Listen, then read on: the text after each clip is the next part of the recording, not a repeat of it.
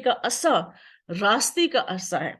تو میرے عزیزو، یہاں پہ خدا باپ جو ہے وہ خود اپنے بیٹے کے بارے میں گواہی دیتا ہے اور یہ کہتا ہے کہ اے خدا، تیرا تخت عبدالآباد رہے گا اور تیری بادشاہی کا عصا راستی کا عصا ہے۔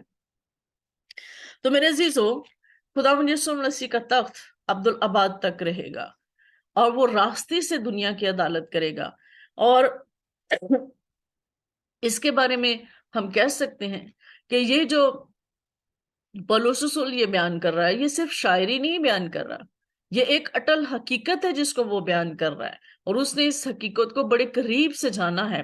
اور خدا نے اس پر یہ واضح کیا ہے، خدا نے اس پر یہ بھید کھولا ہے جس کے سبب سے وہ یہ بات کر رہا ہے، اور جو خدا یسوع مسیح کے بارے میں یہ بات کر رہا ہے کہ خدا یسوع مسیح ہی ہے جو اس نے دنیا کو تخلیق کیا، اور وہی ہے جو بیٹا بن کر زمین پر اترا تاکہ نجات کے کام کو کمپلیٹ کر سکے، مکمل کر سکے۔ اگر ہم یہ دیکھیں کہ